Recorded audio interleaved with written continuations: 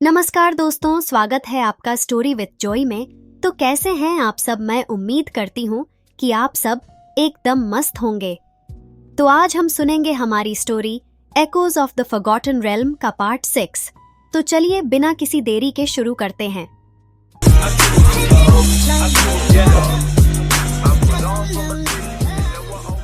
Shattered fortress की रूहों को शांति देने के बाद रेल अब अगले पड़ाव की तरफ निकाल पड़ा। उसके हाथ में वो शाइनिंग ऑर्ब थी जो उसका अगला क्लू था।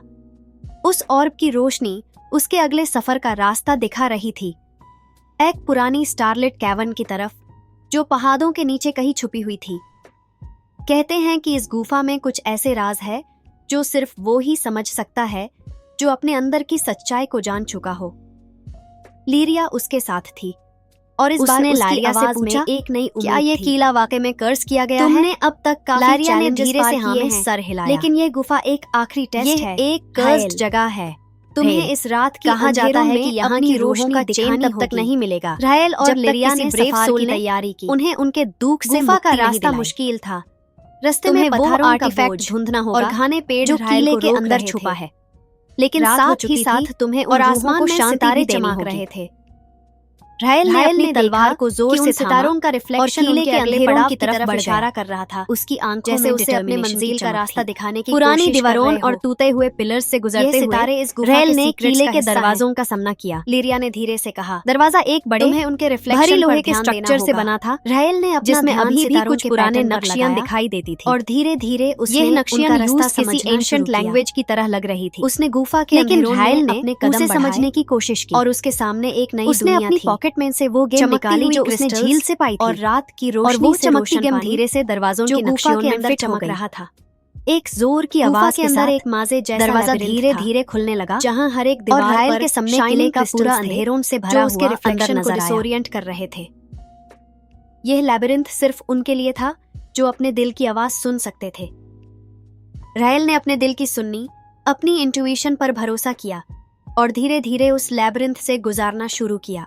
एक जगह उसने देखा कि एक पत्थर पर लिखा था, सिर्फ वही आगे बढ़ सकता है जो अपने प्यार की सच्चाई को समझेगा।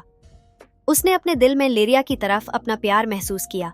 उसने अपने इमोशंस को समझने की कोशिश की और तभी एक रास्ता उसके सामने वो किले के सेंट्रल कोर्टयार्ड में खड़ा था आंखों में और उसने देखा कि उसके आसपास कुछ शैडोवी फिगर्स दिखाई दे रहे थे।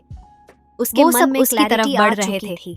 उनकी आंखों में दर्द और भयंकर ग्रीफ था। रायल एक बड़े चेंबर में यहाँ क्या कर रहे हो? जहाँ एक बड़ा सा एक शैडो फिगर ने गुस्से से पूछा, जो पूरी गुफा की रोशनी को अपने अंदर मैं यह उस आर्टिफैक्ट को ढूंढने आया हूँ। क्रिस्टल की रोशनी रायल ने हिम्मत से जवाब दिया, लेकिन उसका मन उसके भयंकर सपनों का सामना करने के लिए तैयार हो रहा अलग थी। शैडो फिगर्स ने उससे घेर लिया और उन्होंने उस पर अपने हाथ उठाए। लिरिया ने मुस्कुराते हुए जवाब दिया, लेकिन ये तुम्हारे मन का रिफ्लेक्शन है, समझ रायल।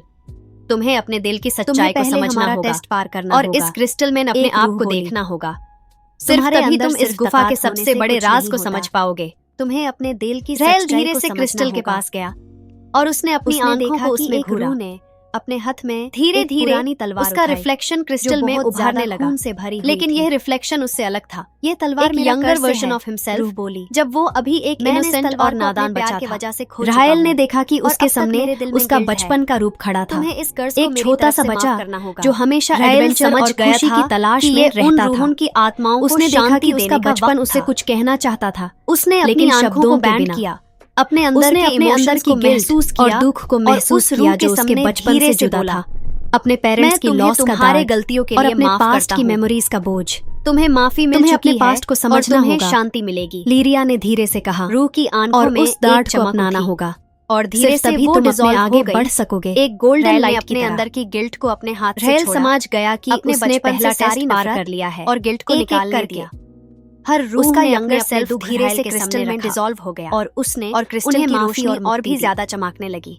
उन रूहों का क्रिस्टल के चमकने के साथ हो रहा था। उसके अंदर से अंधेरों एक शाइनिंग स्टोन धीरे घट रहा था, स्टार शार्ड। किले की दीवारों में छुपी आर्टिफैक्ट रोशनी अब चमक रही थी, जो किसी भी एडवेंचर की रात जैसे उसने अपने अंदर का भर छोड़ दिया हो। रायल ने धीरे से आखिर में स्टार शार्ड एक सबसे बड़ी और भयंकर रोशनी उसके चेहरे को रोशन कर रही थी। ये किले की रानी लिरिया ने कहा, जिसका दुख तुमने अपने अंदर के राज को समझकर मैंने अपने स्टार शार्ड को पाया है, भेजकर उन्हें तुम्हारे सफर में तुम्हारी रोशनी बनेगा।